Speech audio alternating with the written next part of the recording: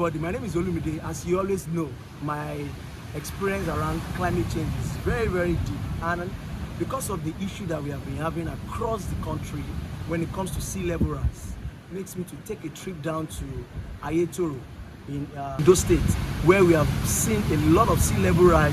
You can look behind me, you can see a lot of water coming back. And you can also see we have some classes here that waters have already encroached. Look at my right hand.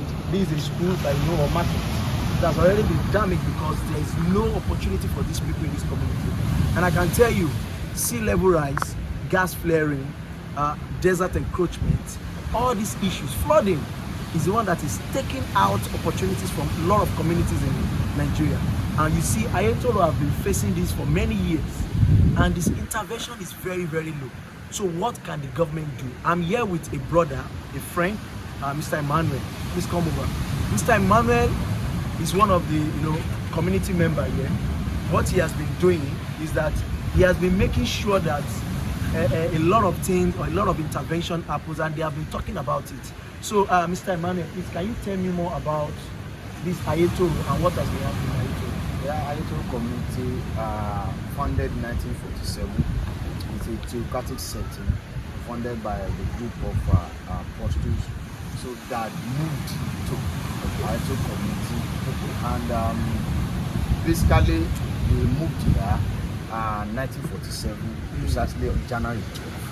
And their major source of livelihood or occupation is fishing. So when they got, just like the early apostles in the Bible, when they got here, so they all gathered what they have, like jewelry, chains and all that. They put them together and they sold it. When they sold it, they invested it. They used to acquire all kinds of fishing gears and all that. That was where they started from. So with their, rapport and knowledge of technology, of course they did not start with technology anyway. They started with the inspiration of the Holy Spirit as they were led, basically. So after much interaction with the people around, so they have a link with West Germany and all other countries around, where they exploit, export prawn and other fishes to the other countries, US and all that. So from there they acquired this basic knowledge of technology. So within 10 or 15 years of existence, Ayetoro has built the community to an international repute standard, where Ayetoro become a tourist center. Wow. Where we have a small, all the small scale industries that finance Ayetoro. That we have bakery, we have sawmill, we have housemaking here, Ayetoro on their own. They were self-sufficient. In fact, their per capita income as at that time, the old Western region then, is even higher than the then old Western region. So let's hold it there. So now, for the issue that is going on presently, how many years have these sea level rise have been happening? If we look back memory lane, the whole thing started, we started witnessing it late 90s or early 90s, but it has been rapid since 2015. Wow. It has been so massive that happened day in, day out. Day in, day out. No longer. It is, of course, we have the level of sea rise, it varies. It has some time limit. Now, as we are in rainy season now, it starts within the month of let's say March, April, May, June, July, August, September.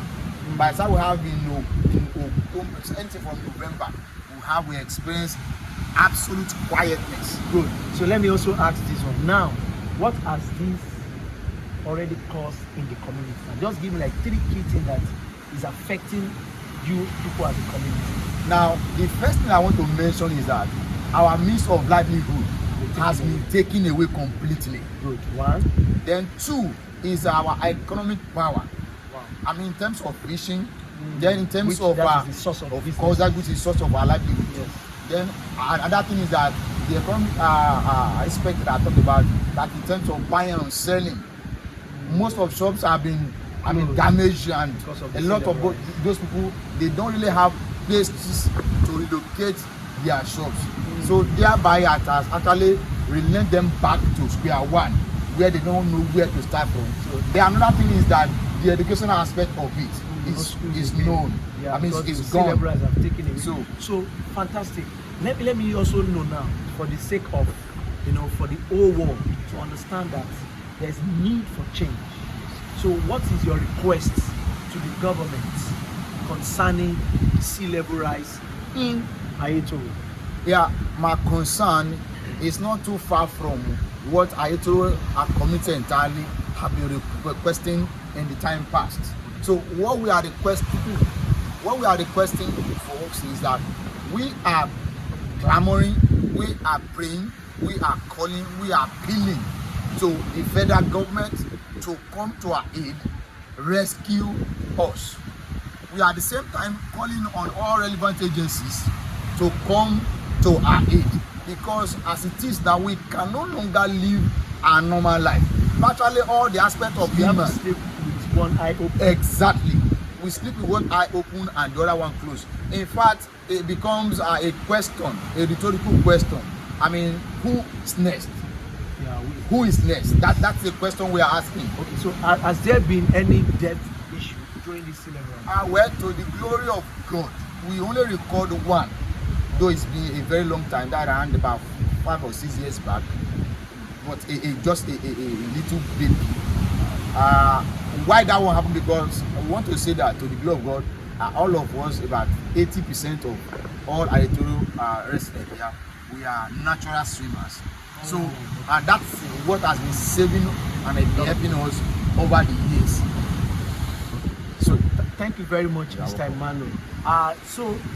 You can see there's a lot of issues concerning sea level rise, and if we don't, act now, you can see Mr. Emmanuel mentioned, one of the biggest issues is actually livelihood, and he has already mentioned those issues.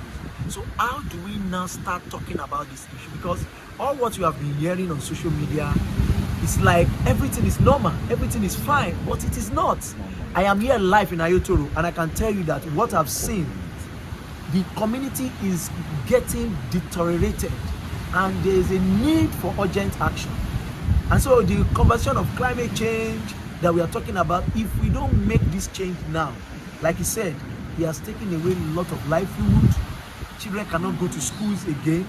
There's no even place for them to even go to school. I'm sure we have religious bodies in this community. Most of them cannot even go. So I'm pleading to the government, to the Ministry of Environment, Ondo State government, to please take urgent action, save these people's life, listen to them, bring them to the table as much as possible, so that we can have a lasting solution, and these people can have a solution that will give them a rest of mind, and they will not be sleeping with one eye opening again.